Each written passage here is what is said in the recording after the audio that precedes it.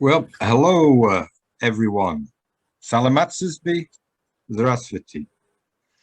On behalf of the British-Kazakh Society, together with our partner today, the Department of International Trade, it's a pleasure to welcome you all to this webinar, which is titled Kazakhstan, the Grain Basket of Asia, Prospects for Growth and Investment, Focus on Cereals and Oilseeds.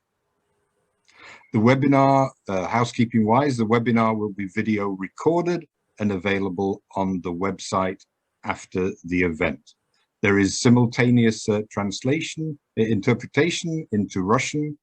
Please select your language on the bottom of your screen, English or Russian. In addition, you're very much welcome to, or encouraged to ask questions of the panel, and you can use the Q&A feature at the bottom of your panel.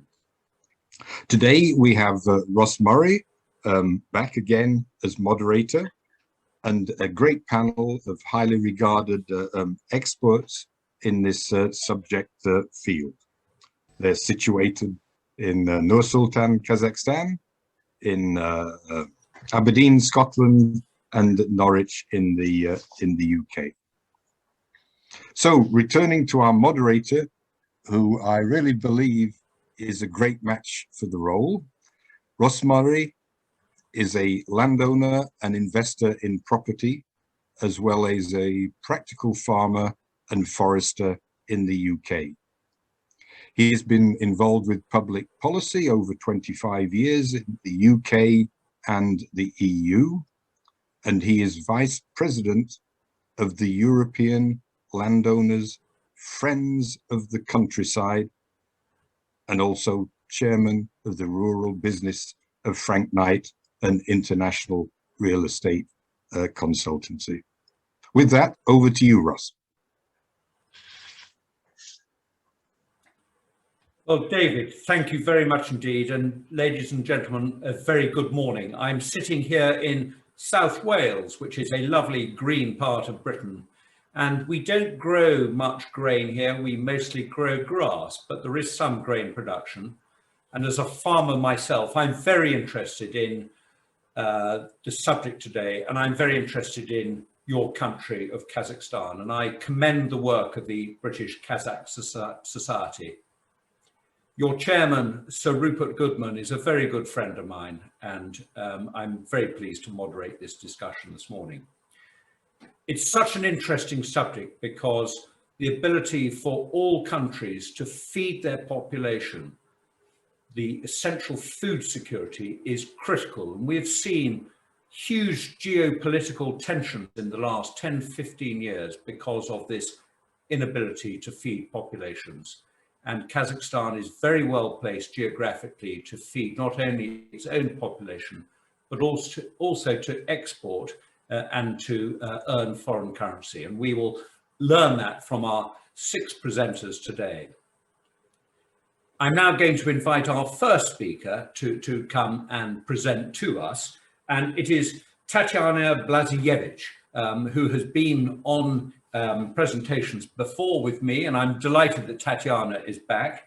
Tatyana is a trade officer at the UK Department for International Trade, and she, since 2017, has been looking after the agricultural mandate based in Nur-Sultan. Tatyana, you're very welcome. Please, could you give your presentation? Thank you. Thank you very much, Ross, indeed, and thank you very much to the British-Kazakh Society for this great opportunity to present at this webinar. Let me please share my screen first.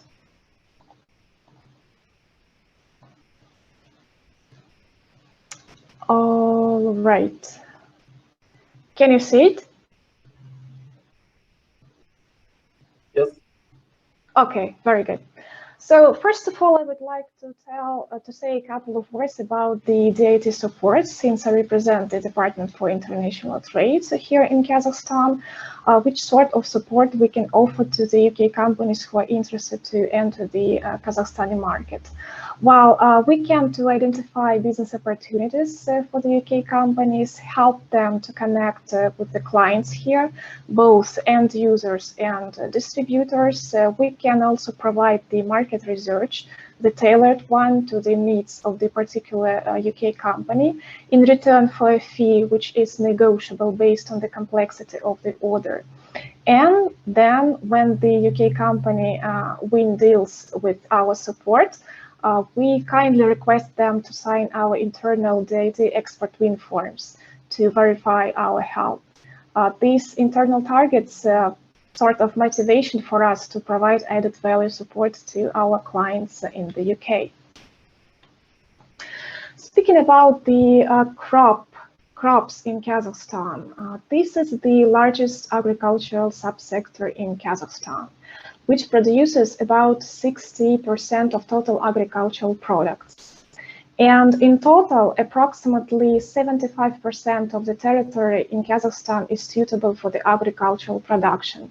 But in the same time, it is only 30% of the land which is used under the crops production in Kazakhstan.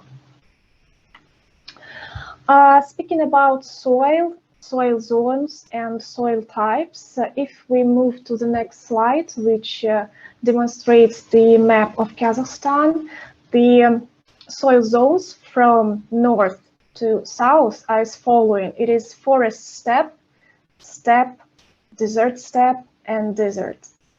And speaking about the soil types, they are black soil in the northern part of the Kazakhstan, chestnut soil in the central part of Kazakhstan. May I just interrupt, Tatyana? The slides are not moving, and perhaps if it's possible to put them on full screen, please. Oh, actually, they are on the full screen. Okay, that's all right then. But you're still on the first slide. Oh, well. If it's possible, if not, there we go. On the second.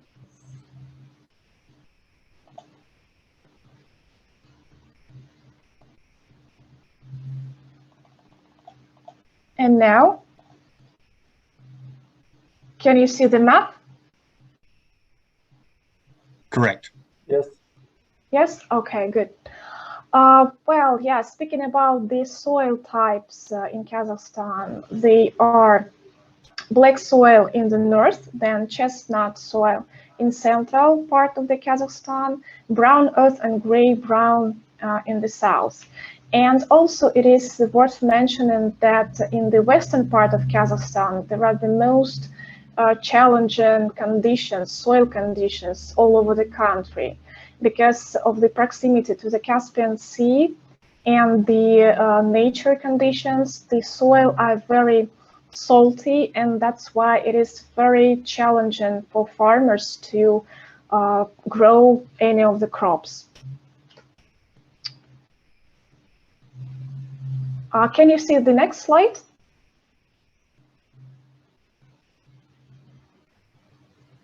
Not yet. We're still on the map.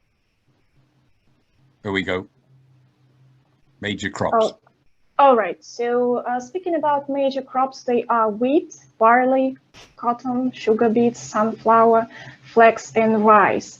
And here I would like to highlight that Kazakhstan ranks 6th largest wheat producer in the world. And the Kazakhstani wheat is very high quality, and it contains a high percentage of a protein. For example, in the last year, despite the pandemic situation all over the world, the wheat exports from Kazakhstan totaled almost 2 million tons, which is pretty impressive. And the wheat flour exports total 700,000 tons. The country where Kazakhstan mainly exported last year, they were from Central Asian region and Afghanistan.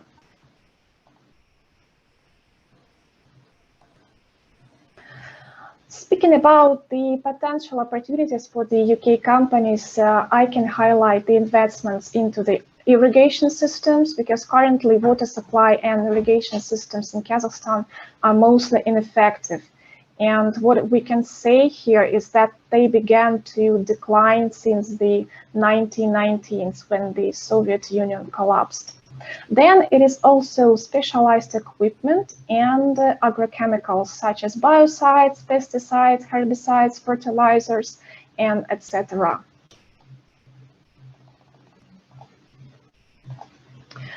But unfortunately, we know that where there are opportunities, there may arise some challenges. And one of them is the utilization fee that was introduced in Kazakhstan back in 2019, which means that manufacturers and importers of combines and field harvesters have to pay utilization fee for each manufactured or imported unit.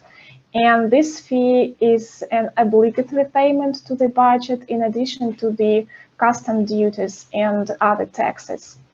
Then the second challenge that I would like to highlight is the post-Brexit sanitary and phytosanitary measures. These include the export health certificates that are required for a vast majority of the products that are exported from the UK to Kazakhstan. And currently we are in the negotiations with the Department for Food, for Environment, Food and Rural Affairs in the UK and the Committee for Veterinary Control and Supervision in Kazakhstan to get these certificates sorted. Then here we also can say about the recognition of the Eurasian Economic Union standards, because Kazakhstan is not unique and it is part of this union, but still there are some companies, the UK companies and other foreign companies that do not know much about the union and about the customs regulations, because the customs clearance procedures and the requirements are more or less the same across the region. There are some definitions, but in general we can say that the import duties and other customs relations, things are the same for all the Eurasian Economic Union member states. The union includes, except for Kazakhstan, it is Russia, Kyrgyzstan, Armenia, Belarus, and we, Kazakhstan. So there are 5 countries in total. The third, the newly introduced ban, which is a challenge, which we see as a potential challenge for the investors, especially, is the ban on selling and leasing agri-lands to foreigners and to foreign companies. Last week, our president, Mr. Tokayev, signed a law that bans sale or lease of agricultural lands to foreign citizens and foreign companies. And this list of those who cannot possess the agricultural lands in Kazakhstan also includes Kazakh companies with foreign participation, stateless persons, research centers with international participations, as well as the repatriates.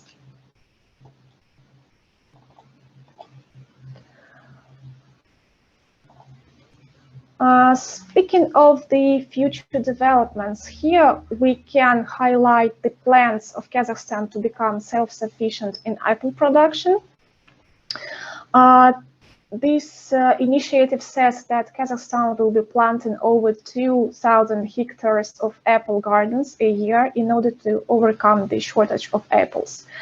Currently, the domestic demand of apples is more than 300,000 tons, of which 128,000 tons of apples are exported.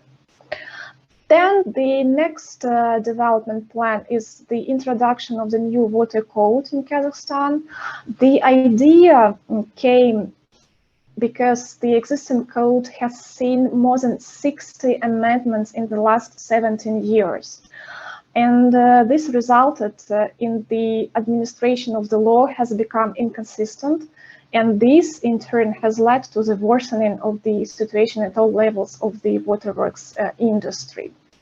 For example, the existing code does not regulate the technical issues relating to designing, construction, and operating of waterworks. This year, in 2021, the Kazakh government is going to announce the concept of the new water code and a draft law on safety of waterworks. And the third one, but not the last one, is the National Project for Agriculture Development until 2026. To my knowledge, currently it is still under the review, and I believe that my colleagues who will be presenting next will expand on this project, since it is a very interesting one, and we are really excited to hear the news about how it is being developed. So we envisage that this plan will illustrate some opportunities, commercial opportunities for the UK companies as well. Well, and this is all from me. You can see my contacts on the screen now. And Tatyana, thank you very much indeed. Thank you. Very good and very interesting. Thank you, Tatyana, very much indeed. You've quite clearly given our audience a very clear idea of the future potential for agricultural development in Kazakhstan. Huge potential on that great landmass. I've got one question for you before you disappear, and that is, you talked about the challenges and the utilization fee, which came in 2019. Could you tell me, are there UK companies already active in Kazakhstan in crop production, or has the utilization fee put them off, please? Well, Ross, thank you very much. It is a very good question indeed. And to name a few, there are indeed the UK companies who are operating in Kazakhstan and involved in the crop production. Mostly this relates to the agricultural machinery. And so far, they are not that heavily affected by introduction of this utilization fee. But this might be the barrier for those who are exploring our market as the market for the future opportunities, because this can be considered as sort of the obstacles. Just to name a few, and I think I will not disclose any secret, we have JCB company, who is very well represented here in Kazakhstan and who are doing pretty well in the market, offering the agricultural machinery to the local farmers. Lovely, thank you very much indeed. And if we have time at the end, I have another question from the audience for you about foreign participation, but we'll come to that. Thank you very much, Tatyana. I'm now going to move on to our second speaker, who is Shokan Badykhan.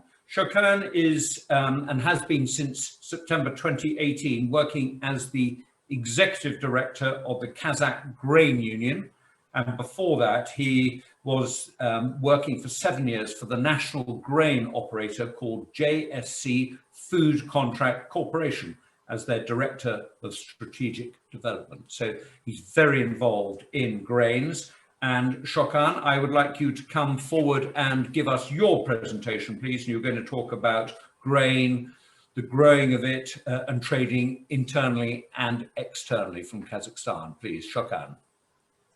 Yeah, thank you so much, Ross.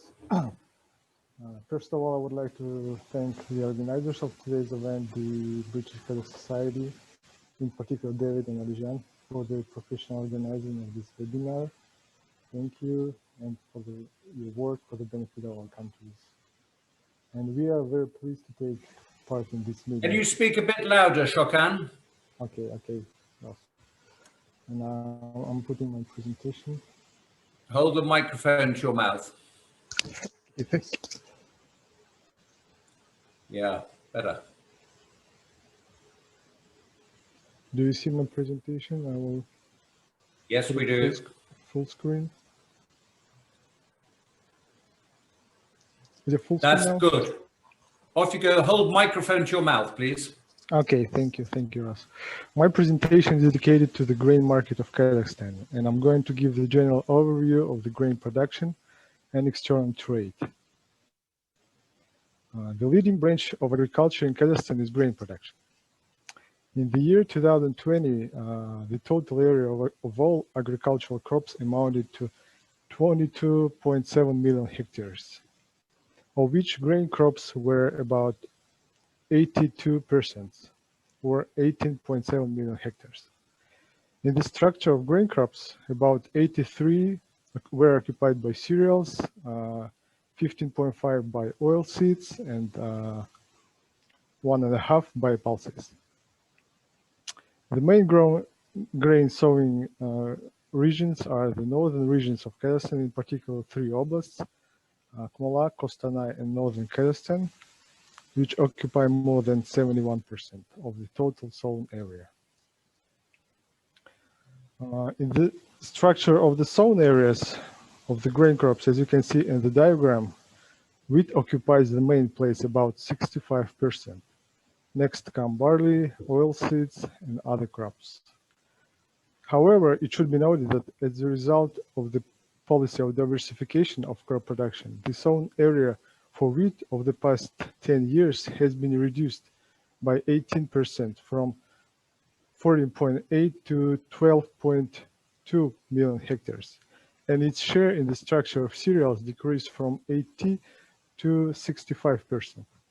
At the same time, the area of oilseeds increased almost 2.5 times, from 1.2 to 2.9 million hectares, and the area for pulses increased about 3.5 times, from 65,000 to 220,000 hectares. Further on the graph, you can see the dynamics of the wheat production over the past 10 years. And despite the reduction in acreage, the average annual production due to an increase in yield is particularly at the same level, about 14.5 million tons every year. At the same time, due to the sharply continental climate in Kazakhstan, there are years with low harvest and unusually high harvest, as in the year 2011. Nevertheless, the year 2020 is characterized as a favorable year. The harvest was at the annual average level, with an average yield of 1.2 tons per hectare. On the next slide, we present the supply and demand balance for the major crops. They are wheat, soft, and hard, and barley. As you can see, we have significant overproduction in these crops. For soft wheat, we produce 2 times more than we consume. And of course, the rest of the wheat, about from 6 to 6.5 million tons with flour, including, is our export potential. And now we come to the main thesis of today's webinar, whether Kazakhstan is a grain basket of all of Asia. As you can see on the graph, the main consumer of the Asian region, with the exception of Russia, Kazakhstan, and in certain years India, are not able to meet their needs for such product as wheat, although they produce a lot of it, about 55% of the total world production. In turn, Kazakhstan, due to its geographical remoteness and lack of access to the sea, as well as relatively small export potential in comparison, for example, with Russia, has historically formed its own local market in the Central Asian region, which mainly includes such countries like Uzbekistan, Tajikistan, and Afghanistan. These 3 countries consume about 80% of all Kazakhstani export. At the same time, in the structure of the imports, as you can see from the table, Kazakhstan wheat prevails. In Uzbekistan and Tajikistan, its share is more than 19%. And in Afghanistan, as you can see, more than half. Thus, we can confidently call Kazakhstan a grain basket for the Central Asian region. So for this, my brief introduction for the grain market of Kazakhstan is over. Thanks for watching, and if you have any question, I'll try to give my opinion. Thank you. Shokan, thank you very much indeed. That was very interesting. I was very struck by that graph which showed the imbalance of imports and exports from the top Asian wheat consumers. And in particular, there's that huge demand in China, and yet it does not feature very highly on Kazakhstan's export list. And I assume that is because of logistics and transporting grain to China. Would that be correct? Yes. Another problem. Microphone to mouth. Another problem, если я можно по-русски отвечу на вопрос, была в конце прошлого года возникла в результате действий ограничений составных. And limitations imposed by the Chinese importers and Chinese authorities when they have limited access to loaded Kazakh wheat cars for unclear reasons. Kazakhstan actually was really concerned about the measures, and they've sent several requests, but no official confirmation came from China. And after 2 or 3 months of such, stalling, when spring came, and when that the temperature between spring and winter night actually may have led to the actually destroyance of goods.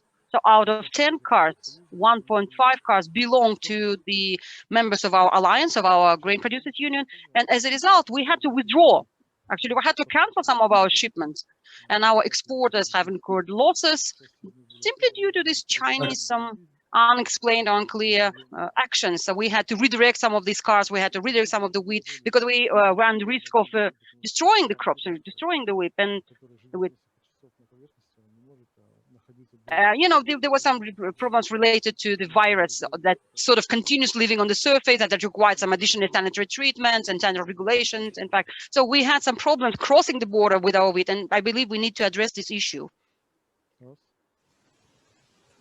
Okay, thank you very much, Ian. That's a good answer. I got most of that. And thank you very much indeed, Shokan, for your presentation. Just in answer to one of our audience, all of the presentations will be made available to you as well as the recording. So you'll be able to see in your own time all of those very carefully prepared slides, which I think are very useful. Shokan, thank you. Don't go, because there will be questions possibly at the end. I am now going to turn to our third speaker, who is Konstantin Nevzorov. And Konstantin is the president of the Association of Fat and Oil Union of Kazakhstan. And the main goal of the institution is the development and protection of the interests of the oil and fat industry in Kazakhstan. Konstantin, please, could you talk about the development of this industry for us, please? Thank you. Hello, thank you very much. Let me thank on behalf of Kazakhstan Oil and Fat Association, British-Kazakh Society for invitation to participate in this webinar. And let me say a few words about our association. We are uniting Kazakhstan producers of oil seeds as a farmers, organic producers, raw oil producers, oil and fat dip manufacturers, including producers of refined oils, margarines, spreads, shortenings, special food fats, and also mayonnaise, ketchup, sauces. And from the last year also, producers of dairy and compound products, which include dairy and vegetable oils together, like milk products and cheese, with vegetable fat substitute, also some chocolate and confectionaries. Also, the policy of our association is free trade without any barriers, and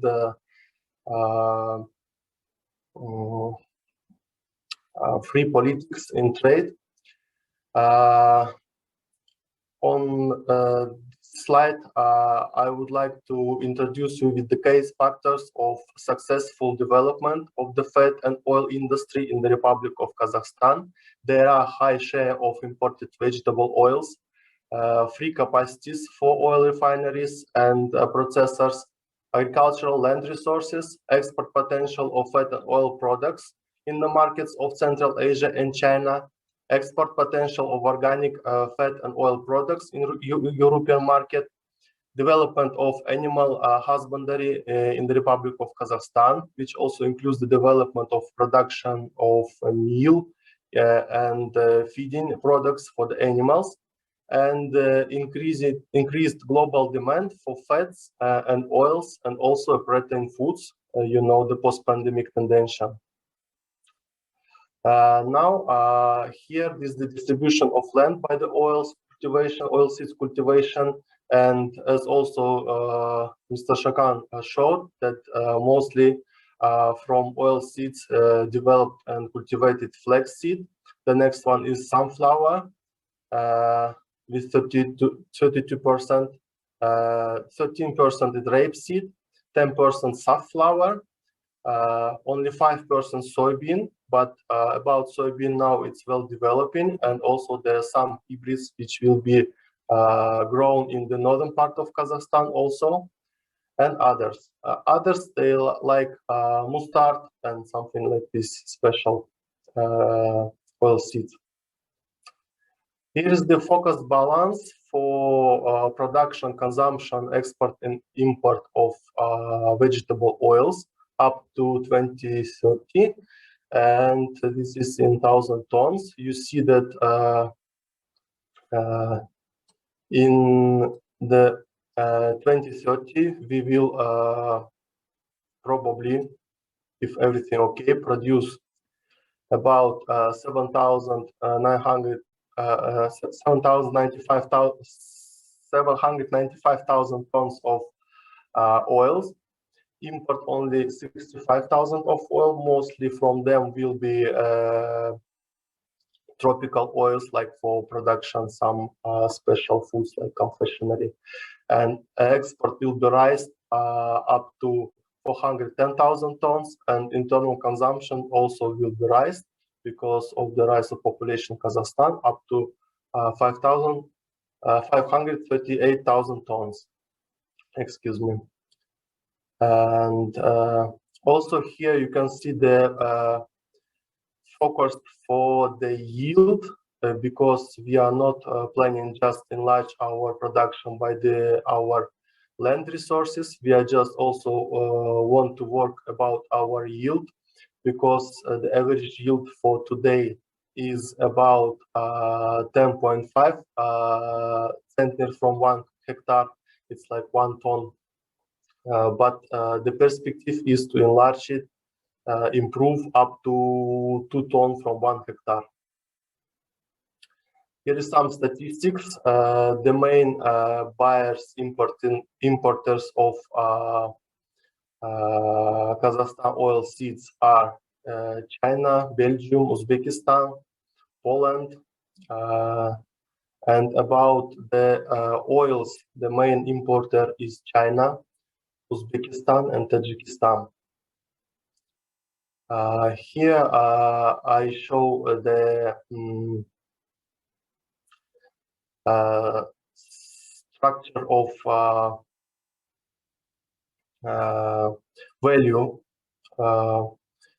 about the oil crops and oil seeds and the oils, and you can see that the farmers from the start can sell their oil seeds to the traders or put them into the storage for the waiting the better price. After the seeds go into the oil processing plants, and they're also processed. And after processing, also there's two ways. One way is to sell abroad for export, and the second way to sell to the companies which raffinate and produce here the other products. You see the structure of export, and here is like insurance, bank, and customs. Also, there are a lot of obstacles which we in our work with International Trade Center want to solve up to 2030. Also, we give our opinion to our governmental ministries, the key ministries which are involved in development of our industry is the Ministry of Agriculture, the Ministry of Trade and Integration.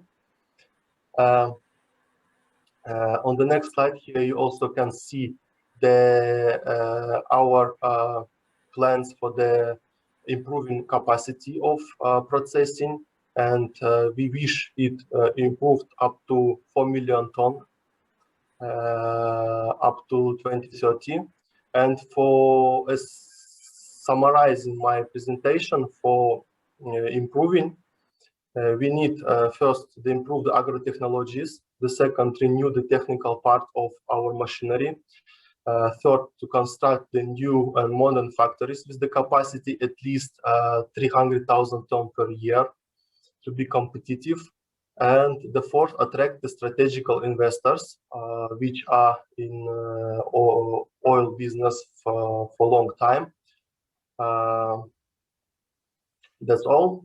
This is a short, brief presentation. If you have any question, please ask from me. Thank you. Konstantin, thank you very much indeed. That was a very good presentation, extremely clear.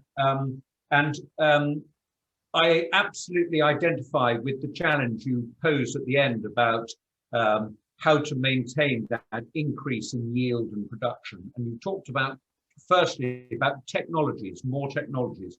Could you just tell us very quickly how, in your view, we maintain and indeed increase the cooperation between Britain and Kazakhstan in crop genetics and breeding? As I said before, the one of the most important part for us, the increasing the yield. So by increasing the yield, we have to work closely with the scientific companies, producers of seeds, and producers of chemicals to make the experiments directly on our fields, because you know, even in one field we have different zones to test. So like this, only by experiencing and by working together in scientific programs. But you are hopeful. You are hopeful. Yes. This cooperation and Yes. this intellectual property will flow Yes. between research in Britain to your country. Good. Okay. We'll hear more about that from our later speakers from Britain, which I think will be very interesting for us. Konstantin, thank you very much indeed. Thank you. And I'm now going to turn to our fourth speaker, who is Victor Aslanov. And Victor is head of the research bureau called Grains and Oilseeds Kazakhstan, which he has been there for 6 years, and the bureau is engaged in in-depth analysis of the processes taking place in the agro-industrial complex. Victor, please, could you start your presentation, please?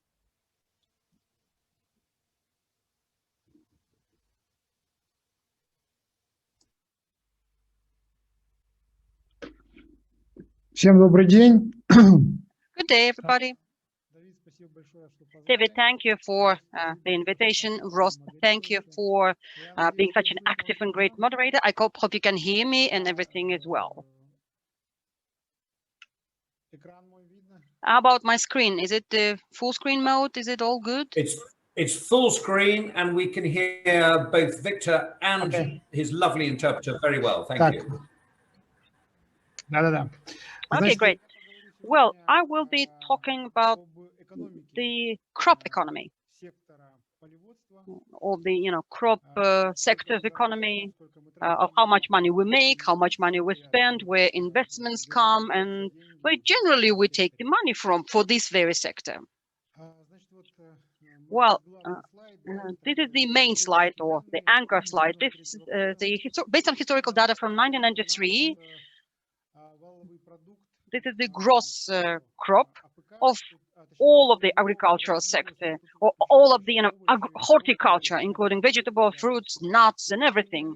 So, and you can see the trends, or you can see the gross crop changing from 1993, since the post-Soviet times. I have broken it down into three sub-periods. We have the kind of the initial post-Soviet period, I call it, where we had low prices, continuous inflation, persistent inflation, and actually the economics was really bad in Kazakhstan. Starting from 2006, when the land relationship became formalized, when the farmers were kind of explained what the rules were, and when, most importantly, Kazakhstan has received its first international investment of the, as the previous speaker said, that the global wheat price went up, and the wheat being the key crop for Kazakhstan, and the wheat eventually in Kazakhstan became costing the real money. The farmers actually began to understand their value and their significance and importance of what they do. So once they understood that, they began investing their own capital in their own farms. The third period, I call it the ottepel, the Soviet times period under Khrushchev, when I had some meltdown sort of thing. The tenge exchange rate was got fixed in Kazakhstan. The economy, because of this fixed money, actually was growing dynamically. The law, also, some of the laws were formalized, some of them were streamlined, and we had several really good and expensive programs to support the agricultural sector as a whole. So clearly, we had this kind of jump or leap even.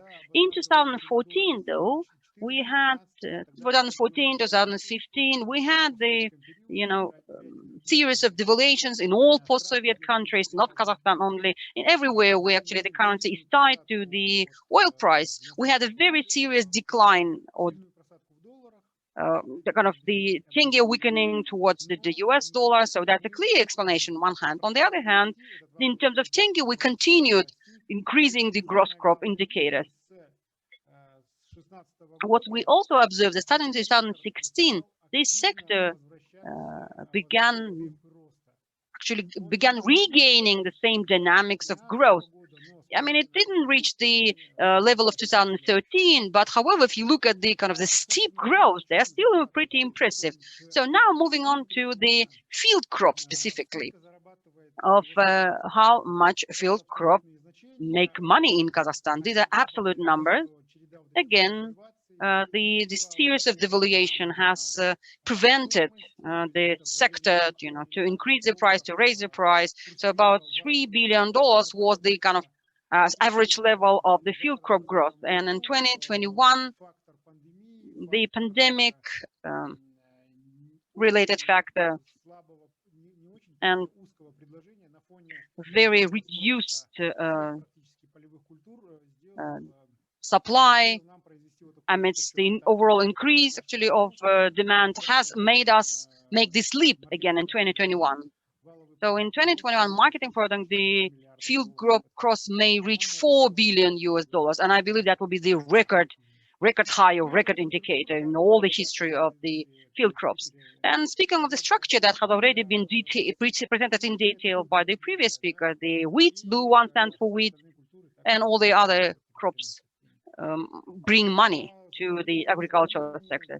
Well, comparing the income with cost, we understand and we can see that the profitability, I will use the English word, profitability, the net difference between the cost and income, it looks like this interesting, 190%. Many of the participants will be probably surprised and will probably not believe us or believe that this is kind of way too much money that we're making. But truly, this is net. Like I said, many of the costs are omitted. Farmers in Kazakhstan also carry social corporate responsibility. I mean, don't be afraid of that. But still, in Kazakhstan, it's a custom that farmers support some infrastructure or kind of invest in some of the infrastructural projects, like help fixing roads or help building schools and so on and so forth. In rural areas, particularly, farmers invest a lot of money in the local development, infrastructural development of the area itself. Well, In terms of expert, the final expert from field crops and field crop product, the total export is 2.6 billion USD, and we also can observe a steady growth, steady increase. As you remember, the gross crops was pretty volatile in terms of kind of running around the 3 billion. However, lots of that is being exported. Actually, we're export-dependent country. I mean, frankly and admittedly. The import helps us as well. The neighboring countries, Russia being the first of them, who has increased its field crop sector significantly. And in this structure, we can see that cereal and cereal products actually is a big share. And that should, I mean, why if you have so much cereal, why do you import flour? Why do you import spaghetti or pasta from other countries? But apparently, we simply are not able to process them well, and that's why we have to import them. Well, as for the credit debt of the agricultural sector, those who are well familiar with Kazakhstan or kind of know a bit more about Kazakhstan, you might know that we, until the very last year, we had 4 or 5 different agricultural holdings, like large-scale enterprises. One of them actually was has borrowed money from a Scottish bank. So these 4 enterprises owned 4 million hectares of land in Kazakhstan. And these big holdings, the orange ones, orange bars and kind of greenish bars, on this diagram are shown. Actually, these ones stand for the credit debt that have been accumulated by these 4 large-scale holdings of 4 large-scale enterprises. So they kind of generated it. But we should pay credit or kind of pay respect to our government for being able to handle this debt and to pay for paying out this debt at the end of 2020. It was paid with the state money from the state budget. There was some restructuring of the debt efforts. There was some financial healthening exercises and so on. There were a number of different activities. And at the moment, the agricultural sector is currently, bad loan free and is now looking forward to new investment, to its clean, balance of sheet. Well, as for the types of loans, our foreign international colleagues will probably be interested to know about this. Since 2016, the farmers of Kazakhstan did not take any loans in USD. Well, clearly in 2015, 2016, we suffered a lot, actually, incurred serious losses due to devaluation, and therefore the foreign currency loans were very toxic for the farmers. Well, you take dollars, but you trade in tenge, and as a result, you have to kind of cover the FX fluctuations. So that was an additional financial burden for the farmers, and they kind of shied away from taking loans in foreign currency. Now I'd like to show you the structure, sources of investment, covering all of the agricultural sector, not the crop sector only, not the field crops only. This is the very last slide. I'm sorry if I'm running out of time. So look at the shares of own investment, the farmers investing in their own enterprises at their own farms. It's rather high. It's about 70%. It has always been at the level of 70%, and actually it has went down only just in the last couple of years. So the interest toward the sector is really high. So the share of own equity has reduced by 20%. That means that the new money, kind of external money, are flooding the sector or kind of entering the sector. People are no longer afraid of investing money into this sector. It seems that these are mostly the local investors, the citizens of Kazakhstan, but for the sector is also open for foreign investments or international investors. We have the Astana International Financial Center.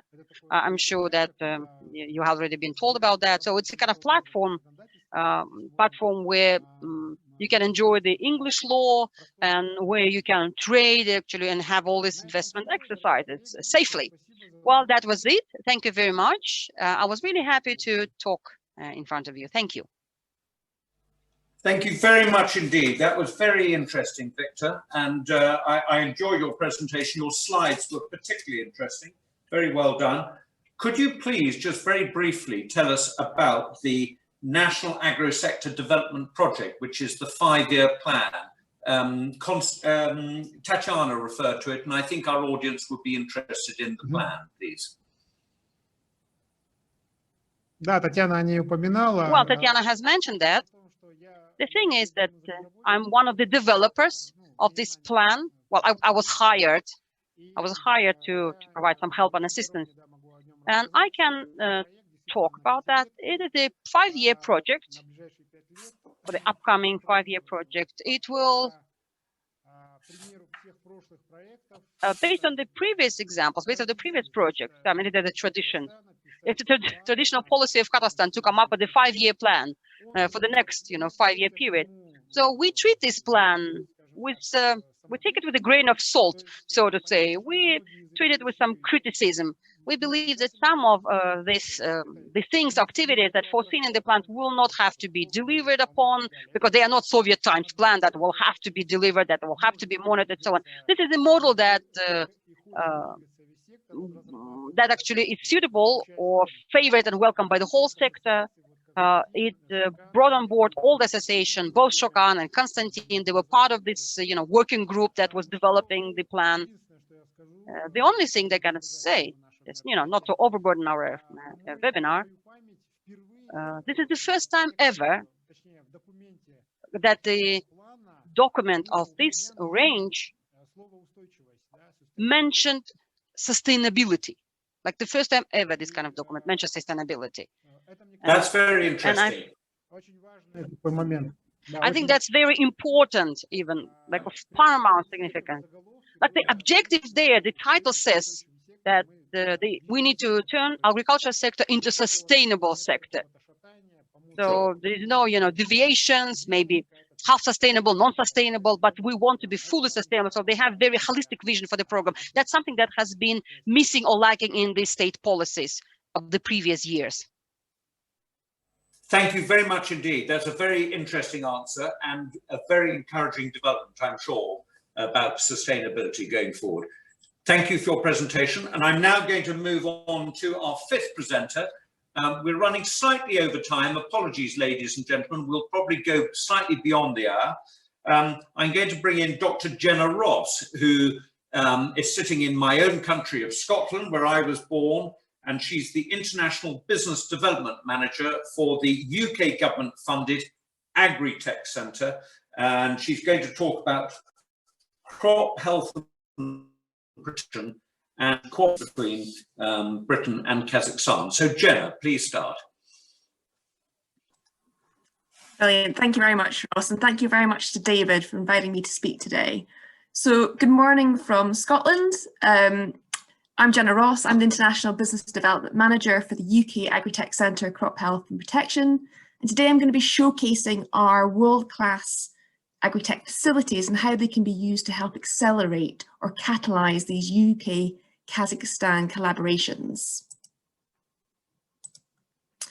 So who are CHAP? Well, we develop national and international networks and perform collaborative R&D to help drive innovative solutions in the areas of crop health protection. We do this by working with a range of partners, including what we call our non-delivery partners, who are our industry partners, which includes Tesco, Frontier, ADAS and Bayer, as well as our 12 delivery partners, which you can see on the screen here, and they help us to deliver the science. And our capabilities at CHAP cover 5 main themes. This includes crop and protein diversification, which is quite a new theme for us, as well as advancing intelligent agronomy, controlled environment agriculture, soil and crop health systems, and innovative crop health strategies. So we're made up of world-leading capabilities that I've already mentioned, and these can span from our biopesticide development lab, which is in partnership with CABI, where we can conduct efficacy testing, mass production, formulation and application studies. We also work on what we have the National Reference Collection, which is also in partnership with CABI, as well as FERA. And this is where we house a unique catalogue of UK crop-related microorganisms within a searchable database. We also have our fine phenotyping lab, which is in partnership with Rothamsted Research, where we can automate for repetitive phenotyping tasks to identify unique spectral signatures for particular pests, diseases, or weeds. Next, we have our Molecular Diagnostics Lab, which is in collaboration with NIAB. And here we have a range of molecular tools and capabilities that can span metagenomics through to target capture and amplicon sequencing. With FERA and the Food Environmental Research Agency, which is also where we are headquartered just outside York, here we work on the Crop Monitor Pro tool. This is a sophisticated forecasting and decision support tool that assesses the risks posed by pests and diseases and looks at the need to spray. And so far, this has been developed for oilseed rape, winter wheat and potato crops here in the UK. Also with FERA, we work on the e-flow mesocosm, which is one of the largest e-flow mesocosms in Europe, if not the world. And here we can look at the effects of agricultural contaminants and high-tier risk assessments under controlled conditions. And finally on this slide, we have our field scale precision equipment, where we work with Stockbridge Technology Centre. And this bit of equipment in particular is our strip till, where we can work with researchers and farmer groups to look at the benefits of flowering strips, companion crops, as well as things such as cover crops. Also with Stockbridge Technology Centre, we have our advanced glasshouse facility. And this has been built to help support what we call the biologicals pipeline, so the biopesticide development lab that I mentioned in the previous slide, getting it out of the lab and into glasshouse for testing and trial work. In addition, we also work with Stockbridge Technology Centre on the Vertical Farming Development Centre, and here we can test and trial technologies within the controlled environment agriculture setting. Next, we have our soil health facility at Cranfield University. And here we work alongside our sister Agritech Centre, AgriEpi, to assess and phenotype the entire growth stage right through within this pilot stage facility. We then have the crop storage facility, and here we work with the AHDB, the Agricultural Horticultural Development Board, which is our levy board here in the UK. And here we provide research, expertise and training within the crop storage industry. Then next we have the ICEA, our Innovation Hub for Controlled Environment Agriculture. And here we work with the James Hutton Institute and Liberty Produce for a demonstration site. And here we can demonstrate and test those next generation technologies for indoor and protected crops. And finally on this slide, we have our Natural Light Growing Centre, which is in collaboration with the University of Warwick and Wright. And again, we have another demonstration site where we're testing the ETFE material in replacement of traditional glasshouses. So you get greater UV penetration, and this has been set up to help test and trial new and emerging technologies within this space. So with regards to international opportunities, you can see from my slides today that CHAP have a range of world-class state-of-the-art facilities that's nicely aligned to the expertise of our different delivery partners, as well as our members. We're also about building global networks and partnerships and developing projects and delivering projects, demonstrators, as well as tackling wider challenges. And we do all of this, and we catalyse all of this through a number of different mechanisms. And this can include grant-funded projects where we can help build consortium to develop grant proposals, especially around innovative game-changing technologies. And this is strongly supported by our project management team. We can also work up and develop commercial contract research alongside clients. In addition, we run a new innovations program where we look at addressing market failure and how we can overcome market failure within agriculture. We also have a strong marketing and events team and a strong membership team. And with regards to membership, our program is made up of both national and international members that span an array of SMEs, large companies, as well as academic institutes. And we very much use this as an ecosystem to encourage innovative projects. And then more recently, we launched a new membership program. So this launched back in April, and this is working with our sister Agritech Centre, AgriEpi.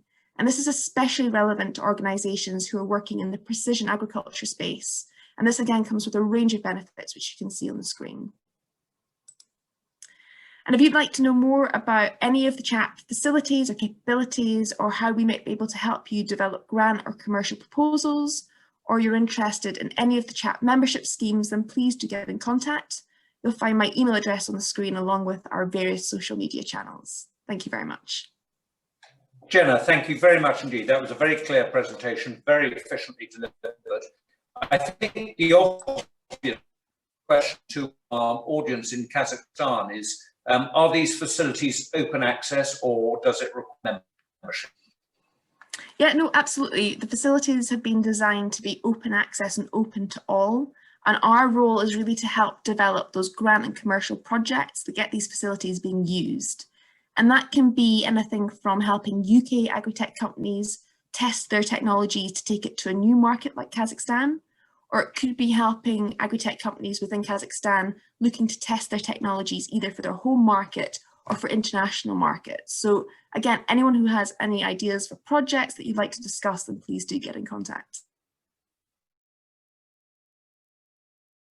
And please do follow up if you want to pursue any of these lines of inquiry with Jenna afterwards. And I'll go to our final speaker, who is Simon Griffiths. Simon is a leading scientist at the world-renowned John Innes Centre in Norwich, and he studies wheat with a particular interest in the genetics of adaptation. And we've heard already that we're looking at yields of 1.2 tonnes per hectare. And Simon, I'm sure you're going to tell us that the Holy Grail is to increase that to 1.5 or even to 2. So Simon, if you could please give your presentation on UK-Kazakh collaboration in wheat genetics and breeding, please. Thanks, Ross. Can you see my screen? Yes, I can. Thank you very much. And I can hear you clearly. So thanks, everyone. It's a great opportunity to talk today. And I really want to focus on collaboration and how we do it and how we can mobilize some of these genetic skills and resources to achieve some good things together. So speaking of collaboration, this is a group of UK scientists visiting Kazakhstan a few years ago. And I see that Alexei Morganov is in the audience. And thanks to Alexei, who was instrumental in organizing this exchange, which was funded by the BBSRC, our main funder in the biological and biotechnology sciences in the UK.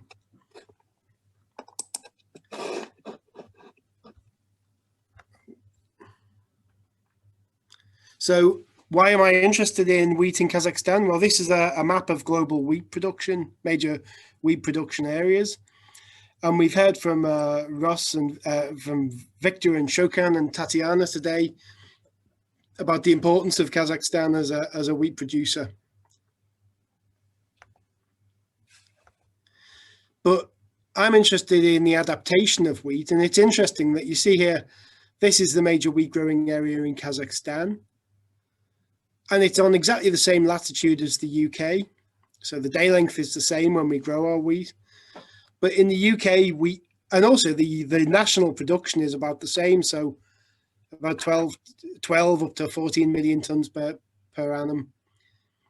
But in the UK, this is on a much smaller area of land. And that's because it's a long season. It's a long temperate season compared to the really compressed growing season of Kazakhstan. So wheat can grow in the UK, wheat can grow for a year. And in Kazakhstan, it goes from germination to maturity in just 100 days.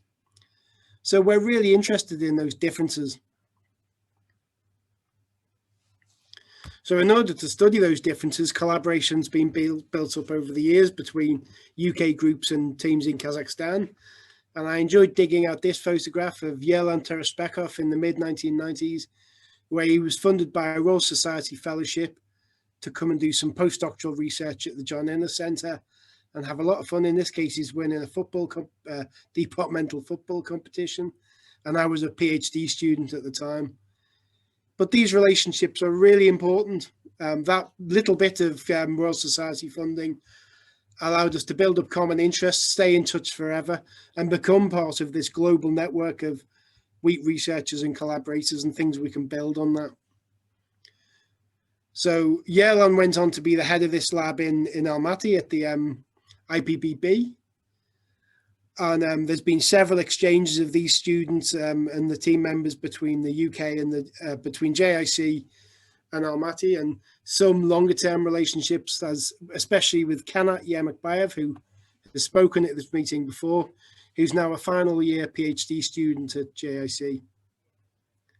So the point I'm trying to make with this slide is that the thing we really want in fostering these relationships and maintaining them is long-term support for these types of collaboration. And in these small seeds that can be sown for long-term collaboration, we can then build and get larger grants. So an example of some of those grants that we've won together over this time, this is again the same workshop that I referred to, and it involved UK researchers from NIAB, who you heard a little about in Gemma's talk, and from the University of Bristol, from Rothamsted, which is our sister institution just south of Luton, north of London, myself, people from the University of Lancaster, Leeds, again Rothamsted, and NIAB, the University of Nottingham. And in this meeting, there were clearly, just as we're here today, a huge number of potential collaborations between Kazakh and UK scientists. And I encourage everyone to engage with us in that type of interaction and try to seek funding together. Where we've been successful in these questions in the past is, for example, Yerlan's team were included in a European Horizon 2020 project that I led called Adapt a Wheat.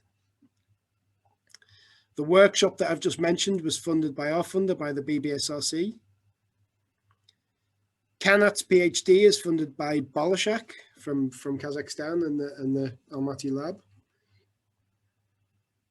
And a number of opportunities for funding, I'd say aligned research, where we use our existing funding to do things together, has been really beneficial. So between Yerlan and Alexei in the audience, beyond Kazakhstan, we actually built up a Central Asian wheat breeding panel.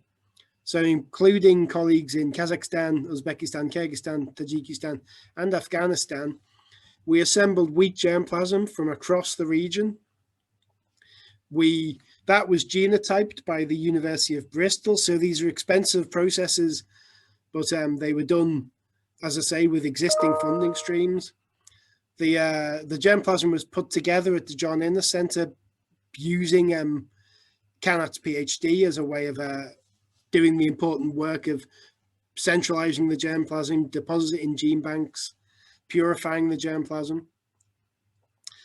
And then together with Alex, who's in the audience, for example, at the moment, using these resources, and this study would be impossible without them, we're assisting CIMMET in what's called the Kyrgyz Impact Study, so that farmer-collected wheat in Kyrgyzstan is being genotyped at the John Innes Centre at the moment, with special genetic markers, which are particularly diagnostic, genetic fingerprinting, so that we can relate the wheat that farmers are growing to the varieties that we know are in the Central Asian wheat breeding panel.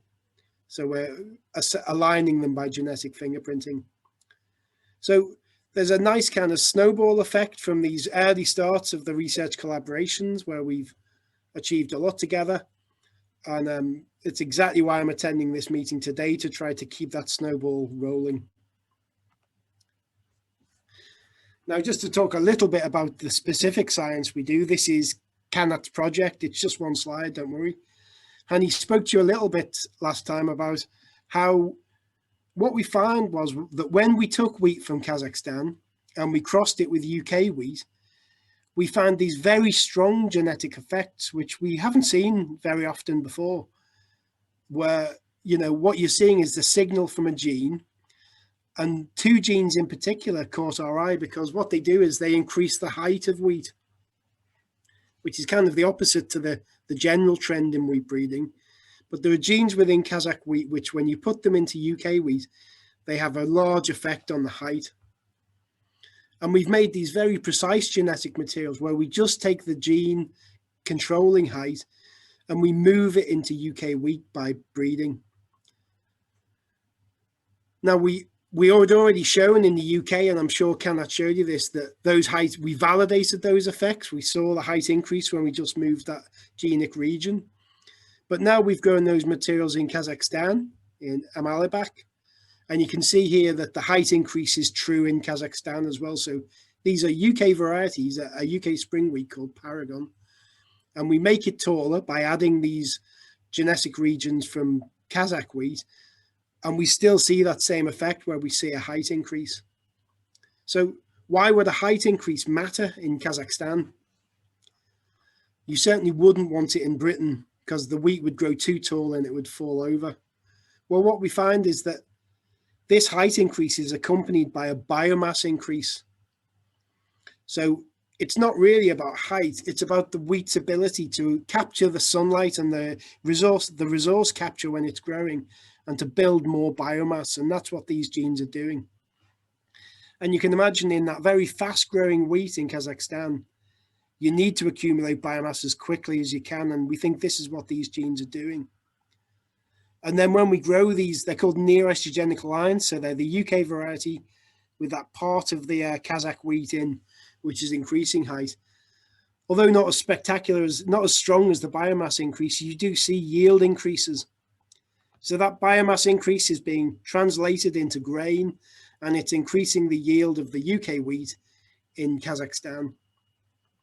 So we think this is just one contribution we're making to say, if Kazakhstan breeders want to take wheat from other parts of the world and see if there's useful variation for disease resistance or for yield or quality, well, the parts of the kind of Kazakh gene complex that they need to keep, one of those parts would be the genes that keep this biomass increase for the rapid growth in that 100-day period. And we'd say these 5A and 6A, these genes on 2 different chromosomes, are exactly the kind of things you need to do that. Okay, and I thank you very much. This is my home institute. I should just talk a little bit about it. I'm speaking to you from this office now in the Biffin building, the John Innes Centre, and we're the UK's leading research institute in plant genetics. And I welcome you all to come and visit if you're in the area. Thanks very much. Simon, thank you very much indeed. And I think your presentation demonstrates to me very clearly that cooperation actually and the transfer of science is ultimately about social science, and it's about developing friendships, welcoming young students into our country in Britain, sharing them our knowledge and our hospitality, making friends, and then exporting that knowledge and love back to Kazakhstan. So there we go. I think that's a great parable for us to finish on, and I'm very grateful. And in the interest of time, I'm not going to go back to any of the questions which have been coming in through the Q&A bar, but those are going to be answered by our panelists after this event, and the British-Kazakh Society will organise that all your questions will be answered. You'll get the recording, ladies and gentlemen, and you'll also get the slide presentations, so you're able to make contact with any of our speakers. It remains for me to thank all of you for attending. We've overrun, I'm afraid, by 14 minutes, but most of you have stayed on, so that tells me that what is being talked about this morning is relevant and useful. So I'm very grateful for your attendance this morning. But can I thank on all of your behalf our 6 wonderful panelists, Tatyana, Shokan, Konstantin, Victor, Jenna, and Simon, for a very, very good presentation. And on that note, I'm going to hand back to David to wrap up this morning's webinar. Thank you very much indeed. Wonderful, Ross. That was a great event.